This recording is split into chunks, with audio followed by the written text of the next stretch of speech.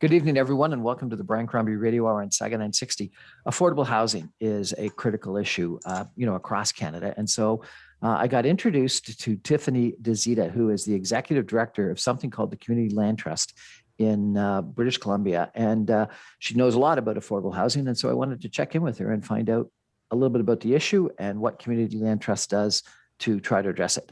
Tiffany, how are you? I'm doing well today, Brian. How are you? Very well. Thank you so much. So you were telling me you're not in Vancouver, you're in Stevenson? I'm located right now in Steveston and Richmond, British Columbia, but our head office is located in Vancouver. And our portfolio of properties expands right now, currently as far to the Fraser Valley and Abbotsford, and then mainly in Metro Vancouver. And we're sourcing opportunities as well on Vancouver Island up in the North Cowichan area as well. Now, Toronto, where I'm calling you from, Greater Toronto area, really has housing as an issue. It was probably the number 2 issue in the last municipal election. I understand Vancouver is just priced right out of the market, and affordable housing is a big issue. Is that correct? Is affordable housing an issue in British Columbia? Affordable housing and lack of product, like mixed product as well, where we focus mainly on the owner model. For the better part of a couple of decades, as Vancouver's gone through extreme growth, and which has put pressure on the rental market, which increases rents as vacancy rates were basically running at 0% for very many 0% on rentals in Vancouver. Vacancy, right? Where the vacancy is so low, like if you have a turnover, you immediately have somebody moving in right away. So right. The vacancies were basically, not even worth registering because they would have been like a fraction of a percentage. But you said you focus on the owner model. So you're trying to make affordable housing purchases. Yeah, so Vancouver in the past couple of decades is really focused on the ownership model when we look at the housing continuum, all the way from shelter housing to ownership. When there's many different types of housing along the housing continuum, that could be supportive housing, it could be non-market rental housing, cooperative housing, and affordable ownership models. And so Vancouver is very much, and not just Vancouver, the entire province is really playing catch up, with regards to providing more types of tenure and opportunities for people that may not necessarily be able to buy into the market. And that's where we really kind of find some of the housing crunch. We're also losing some of our most affordable housing, especially in Metro Vancouver as well, as any metro city starts to redevelop and look for additional density, you buy up some of those older, rental properties, and then they get redeveloped. But we're also looking at ways of how do you secure some of that existing rental stock as well that's developed in some of the most affordable housing in BC, and being able to protect that under different measures too. And what we refer to in BC is the community housing sector. Where we're able to remove lands from the private market, where we're more mission-based on delivering affordability to housing versus trying to actually profit from it. We have to have revenues that cover costs and protect the assets and long-term, but we're also adding in that layer of the social component. There's financial fiduciary responsibilities, but also the social aspect when we deal with affordable housing. And the Community Land Trust, which I'm the executive director of, is owned by the Cooperative Housing Federation of BC. And they saw kind of a real gap in affordable housing and probably started to look at this in about 2012, where a lot of the affordable housing across Canada, especially housing cooperatives, was delivered through the federal government funding programs that we saw came out of this, the 70s and the 80s and into the early 90s, when funding programs actually stopped. And so the Cooperative Housing Federation of BC wanted to, not necessarily rely on government funding, but wanted to look at an opportunity of how to create a vehicle for growth when and if, government re-engaged back in the community housing sector, but also a long-term plan that wouldn't rely on that government investment either. So they started up the Community Land Trust as a real estate development arm of the Cooperative Housing Federation of BC that could really start to tackle some of the challenges that they saw in affordable housing here in the province, and be an advocate as well for the community housing sector across Canada too. So we've been actively involved, not only just growing cooperative housing, but also nonprofit housing here in BC, where we've probably grown from a small portfolio of historic properties from the early 2000s, about 850 homes. And now we're just shy of 3,000 homes of either occupied or under construction and development.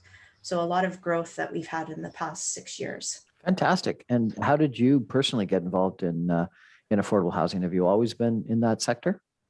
Haven't always been in the sector. I started my career with real estate development, really with a focus on commercial, which at that time, I started out with a company called First Pro Shopping Centers, which is now Smart Centers.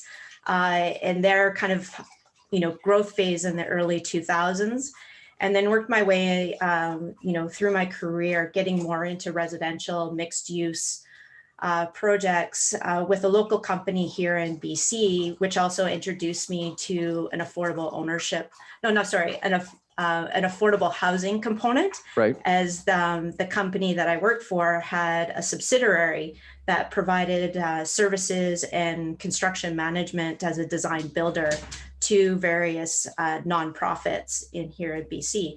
So that introduced me to this, and also growing up in BC and seeing how the market just escalated so quickly, and how, either people my own age or seeing my friends with their kids growing up, about how, how do you keep families within their communities, right?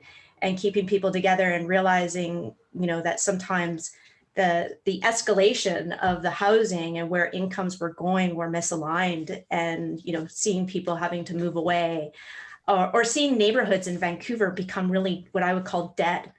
They might be vibrant during the day because people come in, for services and stores and restaurants and et cetera. But once those places closed down, those neighborhoods were void of any sort of community. Because it wasn't affordable anymore. Wasn't affordable living. Yeah. So, and kind of adding in, of just kind of seeing what was happening, and seeing of whether or not can I take my skill sets and work for an organization that can have that social impact and community layer built into a real estate model. We're chatting tonight with Tiffany Duzita, who is the executive director of something called the Community Land Trust in British Columbia. We're going to take a break for some messages and come back more with Tiffany and understand, what's causing this affordability crisis, number one. And then we're going to chat more about the Community Land Trust, the Community Housing Federation, the Cooperative Housing Federation, et cetera. And what are the different components of government sponsorship and the private sector sponsorship and the not-for-profit sponsorship of affordable housing. Stay with us.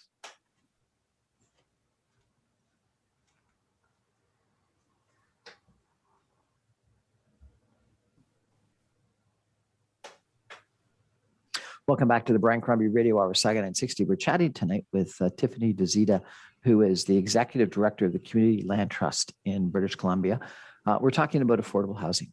Tiffany, I had a NDP member of parliament on my show, and he said the problem with affordable housing is profiteers, speculators and investors that come in and buy all the housing stock up and flip it, and it's crowding out the regular person.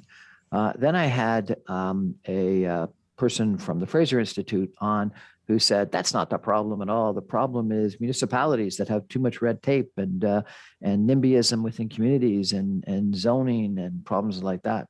I then had a planner on who said, no, the problem is government regulation that has created a green belt around the Greater Toronto Area and restricts the ability for people to build housing. So is it supply? Is it demand from profiteers and investors? What is it? Is it that we just don't have enough land? What is causing the affordability crisis in Canada today? I like the way you kind of explain it with the different people with their different explanations. It's what I call like the silo effect. But there's there's truth to what as everybody has told you. All of those factors deal with affordability, and it could be geographic in nature. It could be rising construction costs. It could be red tape at a government level. The fact that you have investors buying up existing stock, and we can't replace the affordable housing as quickly as it's lost. It's all of those factors that are contributing to affordable housing crunch in Canada. I don't think that there's any one thing that you mentioned there that is the sole source of the problem. It's a combination of them, and it can be different across each province and even geographically within those provinces.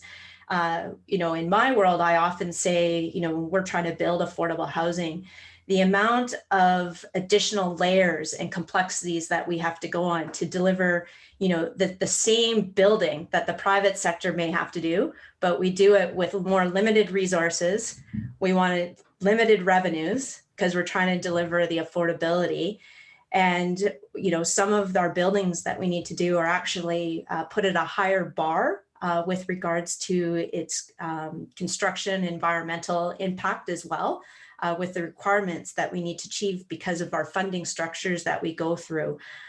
So I often say that it's much more complex as well when you try to deliver affordable housing, which sometimes deters people that don't want to work through the grind every day to deliver that housing, because it might be easier just to make a shift and just go to straight market rental or sell it as well, because it is way more difficult in today's environment to deliver that affordable housing because there's so many more layers that we need to go through. Why would government put all those extra layers in? It's not necessarily government, as I think it's a combination of them.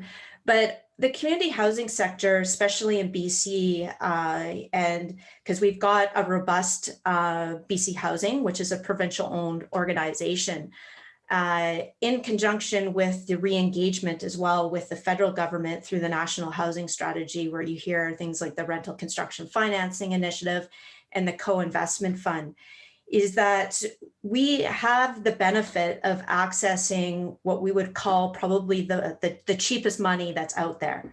Low interest rates through these government programs. If you're with CMHC, you've got the 50-year AMs that you can access as well.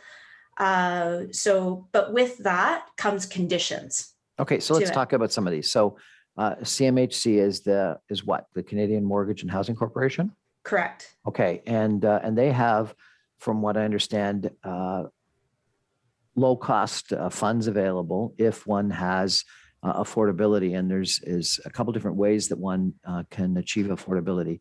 One is that you have to have a market value of all of your rentals that is 10% less than the actual market in the neighborhood. Is that correct? That is correct under the Rental Construction Financing Initiative, which is available to anybody that actually meets those requirements. So you don't have to be a nonprofit or a level of government. The co-investment fund comes with that same financing package, but also comes with capital grants that can help offset the actual cost. But a few more layers, a deeper level of affordability. It's really it's like a score sheet. So the priority groups of who's going to be living there, can also help with gaining extra dollar values. Right. There's always the loan to cost value with your financing, but it's those grant dollars that you can get through the co-investment fund that can help as well. And this co-investment fund is available for both corporations and not-for-profits? No, it's only available for nonprofits and government. The co-investment fund does eliminate the private sector from accessing these funds. Okay, and so your organization, because it's a non-for-profit, can access the co-investment fund? Correct. Yeah. Okay. And so this cheaper financing that's available for everyone has a couple criteria associated. One is that it's got to be 10% below the market value of the local area. The second is something like there's 20% of all the units have to be below the market value. Is that correct? Yeah, 20% below, I think, the median average income for the area. And we've got one project that's now we're about 90% occupied, but we completed it this spring in the city of Vancouver down in the River District. It's the home to a brand new co-op called the Kinship Housing Cooperative. And we locked into a construction loan because they do their construction loan and the mortgage takeout at the same time. Mhm. So when we were entering into They being CMHC? yes, through the Okay. rental construction financing initiative. So in 2019, we were able to secure a $53 million loan through the rental construction financing initiative with CMHC. And what that was is that was the amount that we needed to construct the building, but it was also our takeout mortgage amount as well, where we had locked in our interest rate at construction. Now that can have benefit because you know your interest rate and you're not subject to inflation or rising interest costs over your time period of construction, but it could also swing the other way. Right. In our case, it was to our benefit. We locked in 2019.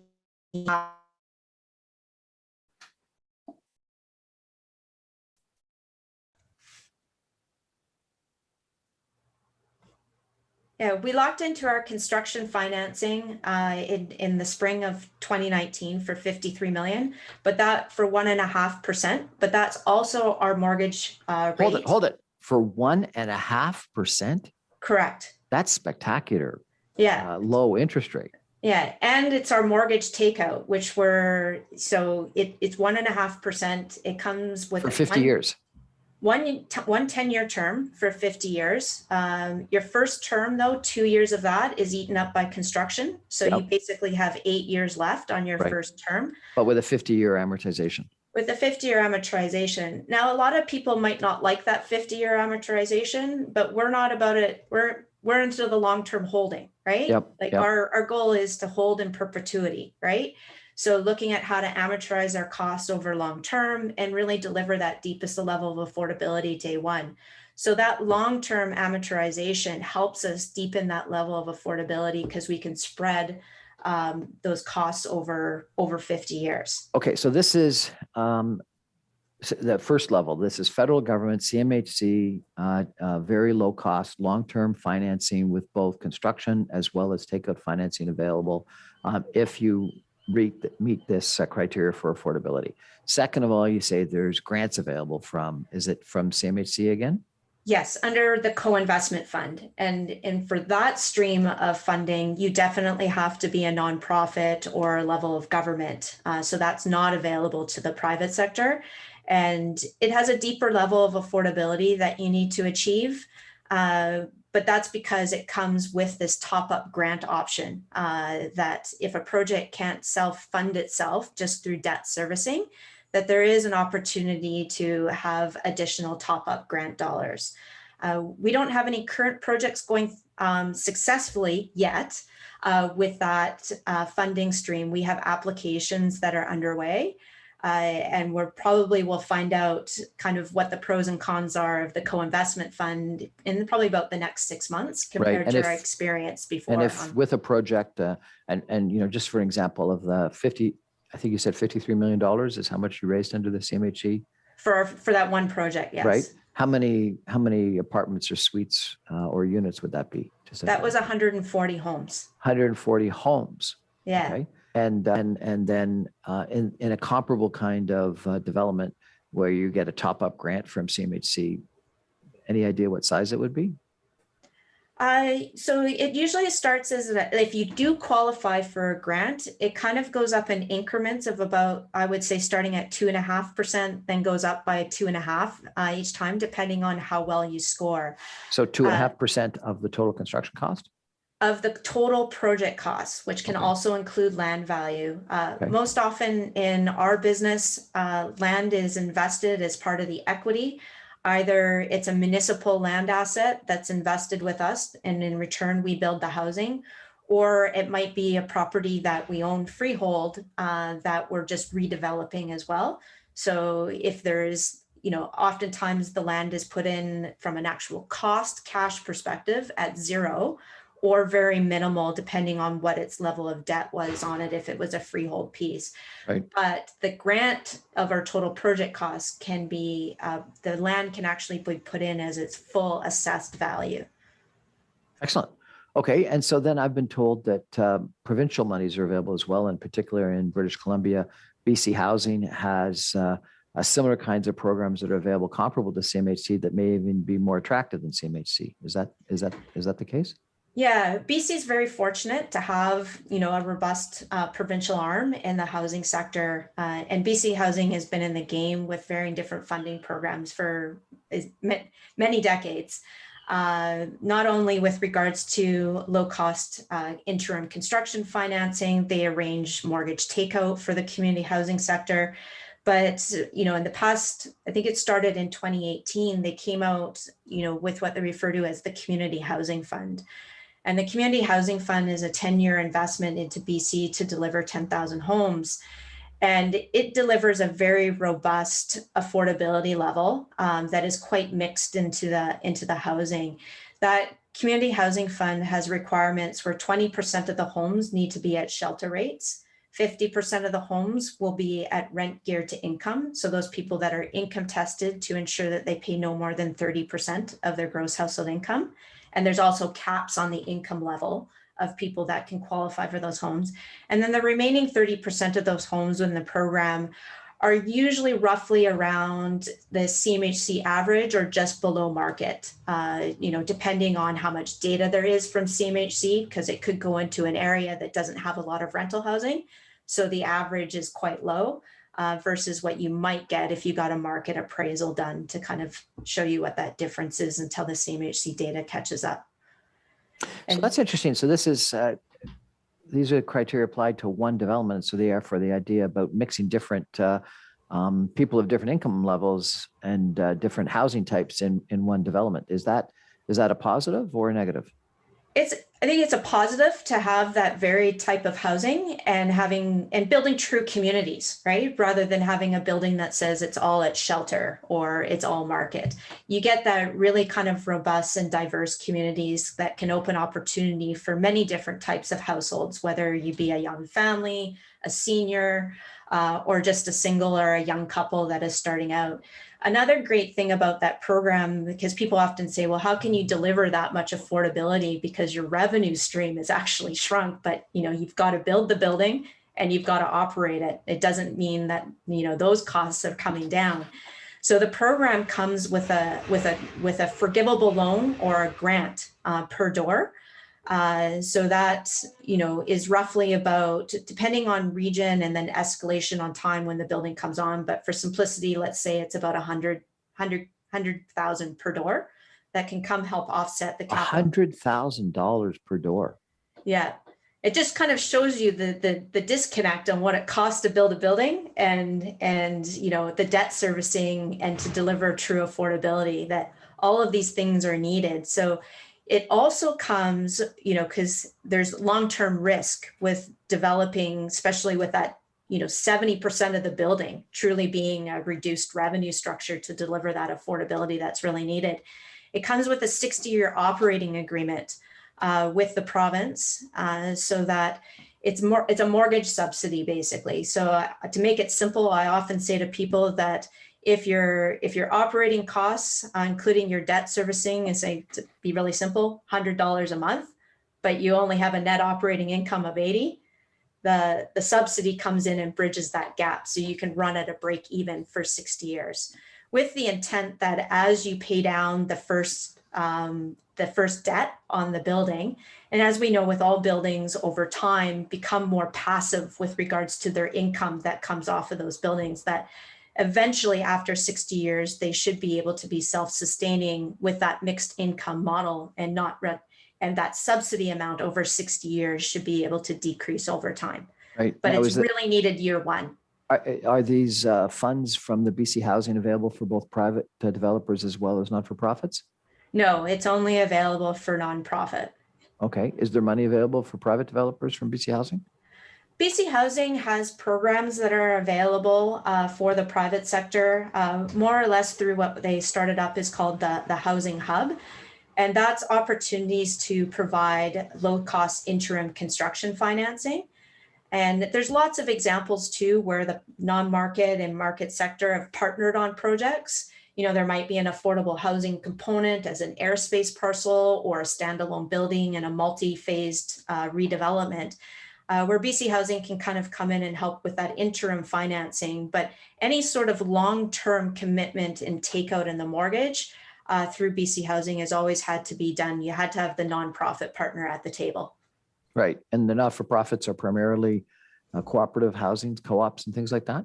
Well, actually, the co-op sector in BC, there's probably just over 15,000 co-op homes in BC, but then the nonprofit sector in general, there's much more nonprofits that deliver a wide spectrum of housing, everything from supportive housing to just straight non-market rental. And then cooperative housing is a small subsector of the housing tenure here in BC. And cooperative housing, so it's all just set up by different co-ops for each one of the housing sectors. Like, tell me a little bit about how your actual structure is set up. Historically, that's the way the co-op housing sector has been done. One project, one co-op, and they've had a federation that's there that provides, common services, group buying programs, et cetera.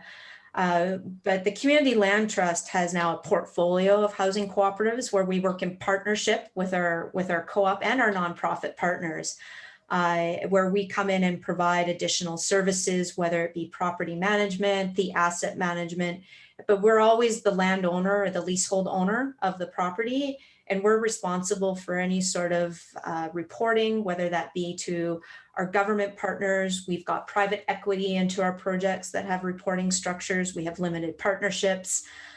So we take on that in the long-term asset management. So the ownership, debt servicing, and long-term asset management is a constant within the Community Land Trust portfolio.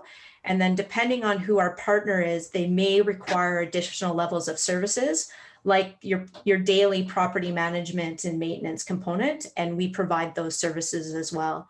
So it all depends on the project and what the needs are, and our risk level that we assess with that as well, of how much control and activity we need to be involved in that site versus how much can we more be hands off. We're chatting tonight with Tiffany Duzita, who is the executive director of something called the Community Land Trust in Vancouver, British Columbia. We're going to take a break for some messages and come back more with Tiffany in just a minute. Stay with us.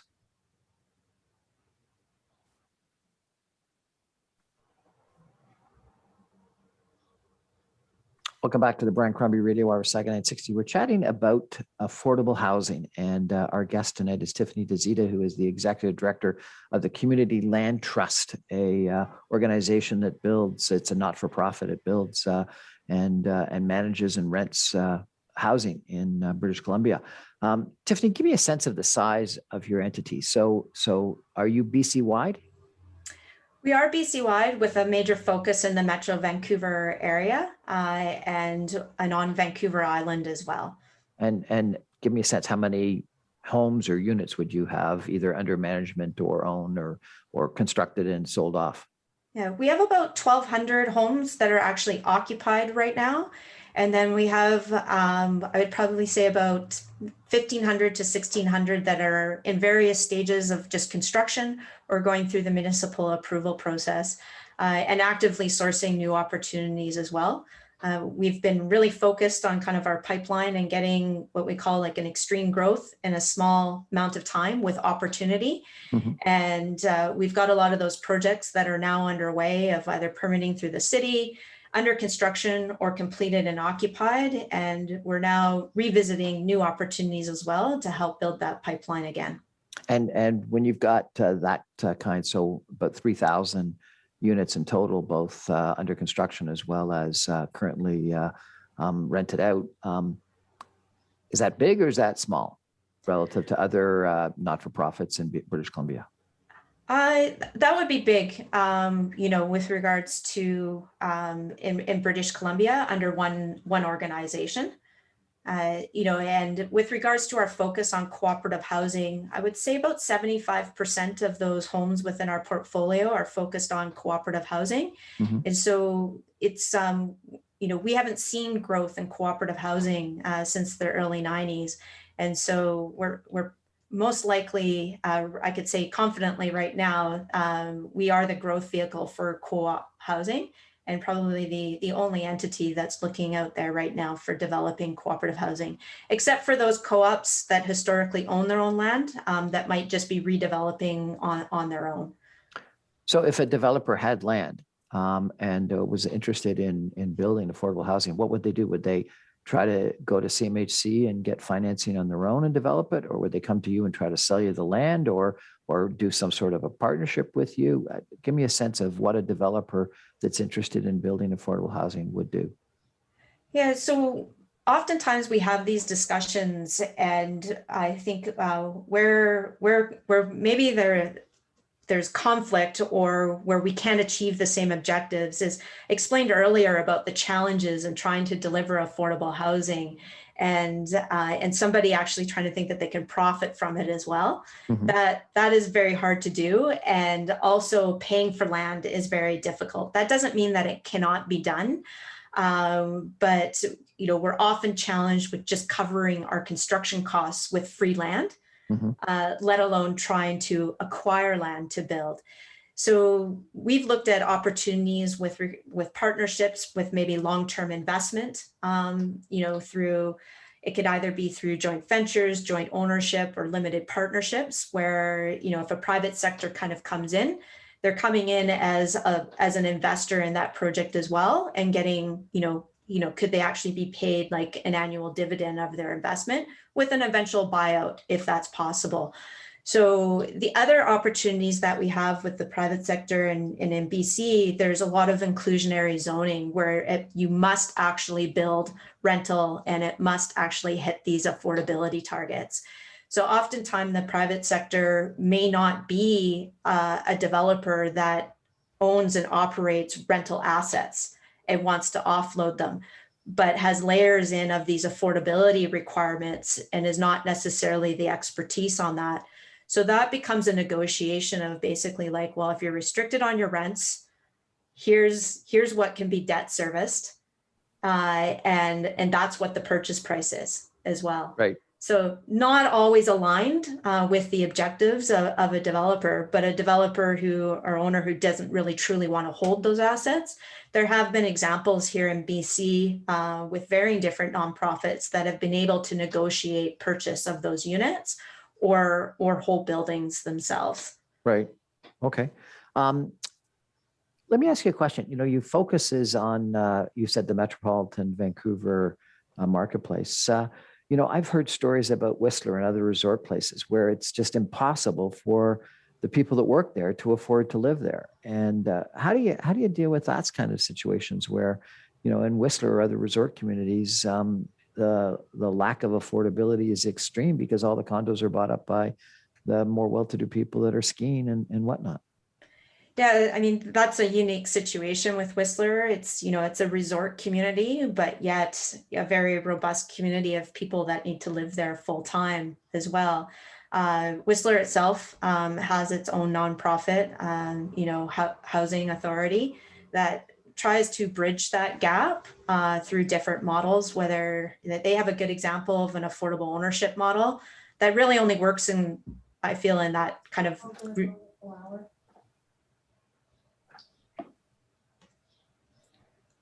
Go ahead. And so Whistler as a resort community, I mean, they have their own housing authority that helps bridge that gap, and they have good programs for affordable ownership, but that I feel really kind of work in the context of that resort community and what's needed. But you are right that they do have a housing crunch with regards to, they've got seasonal workers, which is now 4 seasons at Whistler. Whistler is just not a ski town anymore. Exactly. It's busy all year round. And once again, now that it's a 4-season resort, you're looking at how it was built in the past without providing that housing for what is going to be a 4-season resort, right? And then, so you're catching up, and that people have made Whistler their permanent home. They may actually work in Squamish, or even down in Vancouver as people commute or telecommute. As we've discovered in the past 18 months, that there's lots more opportunity out there for people to live in different places and have a different lifestyle, and not necessarily have to live in the city or close to the city that they work at. So Tiffany, let me ask you for some advice. I'm familiar with a project that, would like to be rental housing, but the city's requirements for parking in a difficult construction location make it uneconomic to build the density that's been approved. And so, if the city would relax its parking requirements, you could actually build a more affordable, maybe not what you would describe as affordable, but a more affordable rental housing stock that would be of service to the community. What do you do in that situation? Just give up and throw up your arms because the city's mandating something that just doesn't end up making sense? Yeah, parking is a big thing. We face it as well. I think in my world, in the nonprofit kind of community housing sector, we're able to make great, because we're mission based with the affordability that we're delivering, is that we're often able to negotiate concessions to some of those challenges that the private sector also face, which one is parking. So we've got buildings now that actually have zero parking. Really? And you're able to negotiate that with the municipality? Able to negotiate that. We might accept things that the private sector may not, with regards to covenants, with restricting revenues and perpetuity, because that's in our mission, right? So there's things that we might accept as a trade-off with a municipality that the private sector might determine on the risk value is not appropriate for them. So it's just a matter of a different lens coming into those negotiations, and what we're able to concede on versus the private sector may not want to concede on. Right. If the private sector is willing to concede on some concessions and is willing to build more affordable housing, would a city negotiate reduced parking requirements? Have you ever heard of that?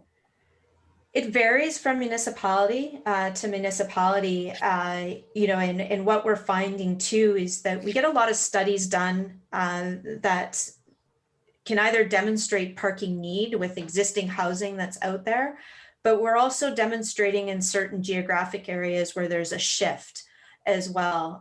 We have some buildings where we have too much parking, as it was built to the city standard of X number of stalls per unit, where people are like, we actually don't have enough bicycle parking. Yeah. So we're now converting parking stalls to bike parking lockers, but more robust lockers, right? So people's bikes and property are so not just kind of hooked up with a bike lock to. Well, and there's been so much criticism that, in North America, particularly, what we've done is paved over parking. We've paved over gardens and parks and put up a parking lot, that there's been, huge amounts of parking built that is far in excess of what we need. And it's municipal requirements, not the market requirements, that have forced that. Yeah, more car share, as well, that are going into our developments, where the car share or the car that's on the property is for the exclusive use of those residents. So, we've been able to do that, where we actually purchase the vehicle. It's there for just those residents. It could be. I interviewed a guy from the city of Toronto who was in charge of thinking through the impact of autonomous vehicles. And he said, Brian, we are building right now buildings and cities for the 20th century, not the 21st century. And electronic vehicles and autonomous vehicles, he said, are coming within 5 or 10 years. And it's going to change the urban landscape. We're not going to need garages. We're not going to be parking because your car is going to pull up in front of your house and pick you up. And then it's going to drop you off. And then it's going to go pick someone else up. And it's almost as if we are building things for 20 years ago rather than 20 years from now. Yeah, that's very true. We've got brand new buildings that have come on board, and we're already now going and doing some studies, like a brand new building, like less than 2 months old. And we've got studies going in about how to or what is needed to put in the infrastructure for these electric vehicles and where we're going, and it's a brand new building because the design that, that was probably started 3 years ago didn't even consider that. So it is very true, and we're probably going to go through a lot of expensive capital improvements to catch up to where we're going. We're being more proactive in our thinking today with some of our new buildings that are coming on board and are still in that design phase. But ultimately, we're still pushed by municipalities with regards to, a certain number of parking stalls. And we have to be very aware too, is that market shifts happen with need in geographic areas too. You might go into a very family orientated neighborhood with a high demand for families where typically the majority of families have one car. But then we've seen over 10 years where there's a higher demand for smaller units or a seniors population, and then there's less need for cars. Right. So the marketplace is constantly shifting and evolving. So if you build this infrastructure in the beginning and it might be overparked 20 years from now, how do we look at repurposing those spaces for those changing, demands and market conditions? Because we have seen that with some of our historical buildings that have, started out as family units. Now there's a greater need for, seniors and accessibility and universal design, all sorts of things that are coming into that. So, that leads me to a question. CMHC has two different programs, I understand, to get this affordable housing. One is that you've got the 10% lower market value and 20% of the units at a lower cost. But then in addition, you can just go and negotiate with the municipality for what the municipality wants. What are municipalities looking for from affordability standpoint? That also varies from municipality to municipality. If a municipality doesn't have a policy or a bylaw in place themselves, typically they'll piggyback off of these funding programs either through the province or the federal government. Those cities like Vancouver that might be more robust in their delivery of affordable housing, and most of Metro Vancouver has some sort of policy or bylaw in place for what they determine as a definition of affordability. The most common,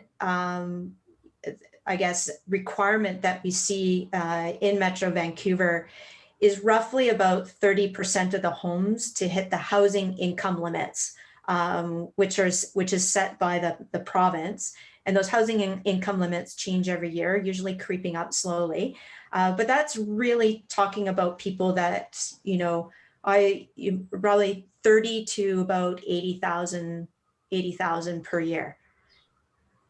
So that would be kind of the housing income limits. Right. Yeah. We're chatting tonight with Tiffany Duzita. Is that correct? Duzita, right? Correct. Who is the executive director of the Community Land Trust about affordable housing. And it's really quite a fascinating conversation. We're going to take a break and come back with some concluding final comments in just a minute. Stay with us.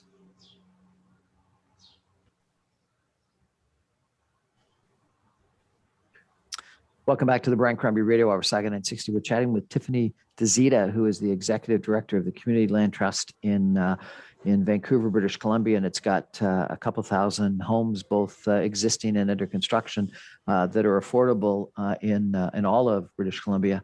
Tiffany, this is a problem across Canada, and I'm calling, as I mentioned, from the Greater Toronto Area, and it's a real problem in Toronto. Toronto is going to double in size over the course of the next 20 years or so, so it's only going to become a bigger problem. Increased density is one solution that people argue about. Relaxed municipal restrictions is another problem that people talk about. What do you think is the overall solution for affordability? Is it a national housing strategy? Is it a lot more money from CMHC? Is it Houston, Texas people, some people that are libertarians would say is the solution because they don't have any sort of zoning rules. And then there's tons of housing. It may not be very nice, but there's tons of housing that's built and they don't have an affordability issue because developers would say, if you relax the zoning completely, supply does meet demand. What do you think is the solution? If you were Minister of Housing in either BC or Canada, what would you do?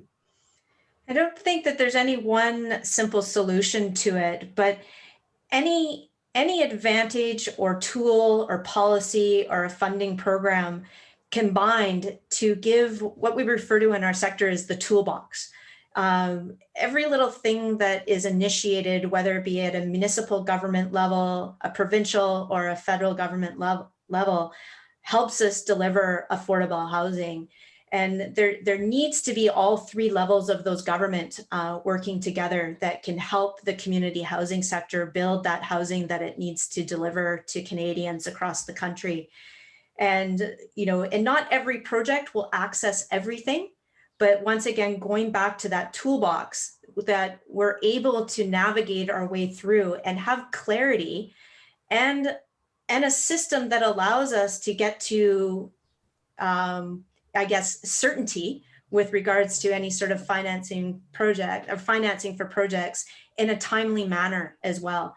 As we know, in trying to build housing, there's a lot of upfront risk that needs to be taken. Yeah. And, and you want to be able to tick those boxes off with regards to certainty to start to eliminate your risk. So that's no different in the private sector or the nonprofit sector. Everybody's going to evaluate risk.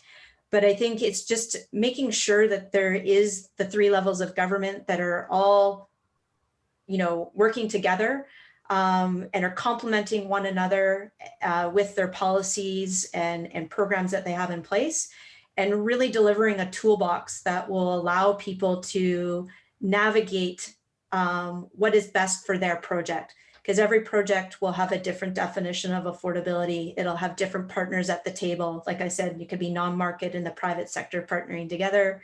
It could be a municipal land investment. It could be the community housing sector coming with their own land and redeveloping. But really just opening up the doors for people and understanding that there just needs to be more tools in the toolbox for us to deliver that housing. Tiffany Duzita, Executive Director of the Community Land Trust. Thank you for chatting with us tonight about affordable housing. Really appreciate it, and good luck with your mission. And I hope you build a couple thousand more units. And so do I. Thank you, Brian. Good night, everybody.